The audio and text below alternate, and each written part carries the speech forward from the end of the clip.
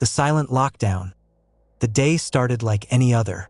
The hallways of Willowbrook High echoed with chatter and laughter as students shuffled through to their classes, oblivious to the events that would soon unfold.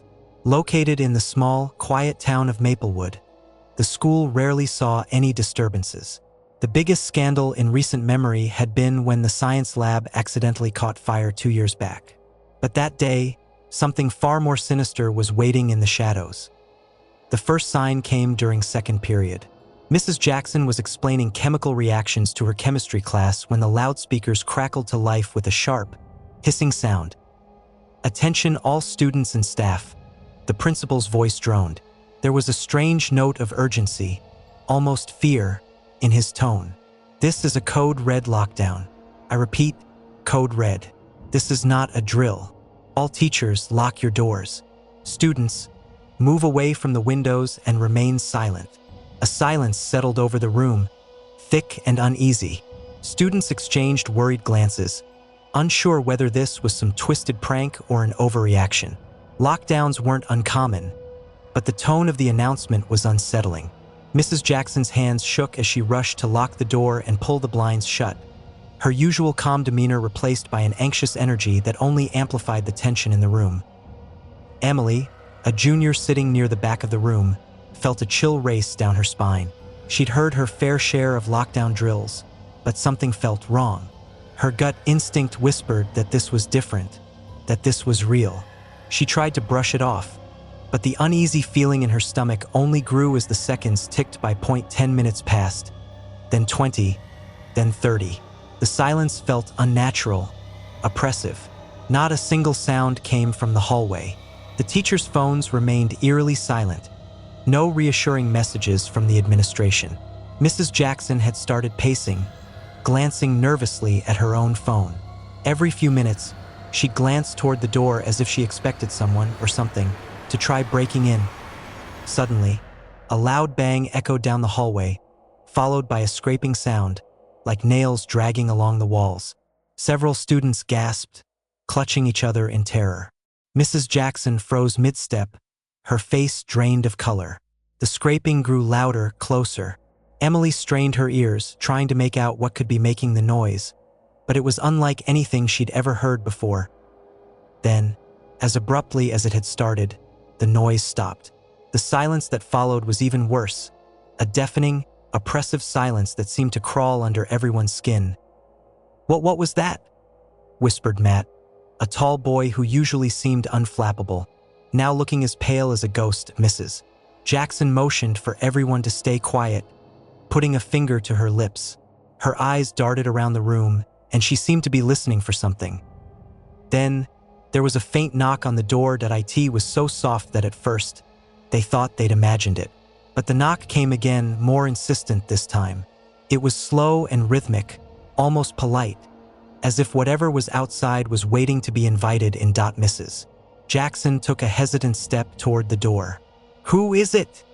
she whispered, her voice barely audible. The knocking stopped. There was no answer, just the heavy silence. A few moments later, the loudspeakers crackled again. But instead of the principal's voice, a strange, distorted voice filled the room. It sounded almost like a child's voice, but with a hollow, echoing quality that made everyone's hair stand on end. "Let us in, we want to play," the voice chanted, followed by a soft, eerie giggle that sent chills down their spines. The message repeated over and over until finally, the loudspeakers went silent once more. Panic spread through the classroom like wildfire. Some students began to cry, others whispered prayers under their breath. Mrs. Jackson looked just as terrified, her usually steady hands shaking uncontrollably. Emily's heart pounded in her chest as she tried to keep calm, but fear gnawed at her. She glanced at the windows, wondering if escape was even an option. But they were on the second floor, and the thought of what might be lurking in the hallways kept her frozen in place. Then came the footsteps. Heavy, deliberate footsteps echoed through the hall, slow and purposeful. They stopped just outside their door, and everyone held their breath. Emily could hear the blood pounding in her ears as the footsteps paused, as if whoever or whatever was outside was listening, The doorknob rattled. Mrs. Jackson backed away from the door, her face pale as she mouthed to the class to stay quiet. The rattling continued for a few agonizing moments before stopping. Silence settled once again, thick and suffocating. For what felt like hours, they sat in the darkened room, waiting, listening. Every so often, they'd hear faint whispers or the sound of footsteps in the hallway. The distorted voice on the loudspeakers would occasionally repeat its creepy chant, "Let us in, we want to play." Finally, after what felt like an eternity, the loudspeakers crackled again. "All clear," the principal's voice said, sounding strained. "The lockdown has been lifted. Teachers, please escort your students to the gymnasium." Mrs. Jackson let out a shaky breath, relief flooding her features. She motioned for everyone to stand, but Emily felt a prickle of unease. Something didn't feel right. The principal's voice had sounded off. They filed out into the hallway, joining the other classes as they made their way toward the gym. Emily clutched her friend Sarah's hand, her eyes darting around, half expecting to see something lurking in the shadows as they reached the gym. Emily noticed that some of the teachers looked wrong. Their expressions were blank, their eyes dull. One of them, Mr. Hayes, a usually cheerful math teacher, was standing by the doors, staring into space with an unsettling grin on his face. They filed into the gym, and the doors were closed behind them. The principal stood at the front of the room, his face expressionless as he addressed the students. "Thank you for your cooperation during the lockdown," he said in a monotone voice. "We will now proceed with a special assembly." The lights in the gym dimmed, and a projector flickered to life. But instead of a normal school presentation, the screen displayed a series of strange, disturbing images. Dark forests, abandoned buildings, faces distorted with fear. The images flashed by quickly, each more unsettling than the last, and a low, droning hum filled the room. Emily's skin crawled as she watched, her heart pounding faster with each passing moment. She looked around, noticing that many of her classmates were staring blankly at the screen, their expressions vacant. Sarah's hand went limp in hers, and when Emily looked over, she saw that her friend's eyes had glazed over, her face slack. "Sarah," she whispered, shaking her friend's shoulder. But Sarah didn't respond. She just continued to stare at the screen, her mouth hanging open slightly. Panic surged through Emily as she realized that more and more students were falling into the same trance. Desperately, she looked around the gym, searching for an escape, but the doors were locked, and the teachers were standing guard, their faces as blank as the students. Then, the projector stopped. The gym was plunged into darkness, and the silence was broken only by the sound of Emily's own breathing.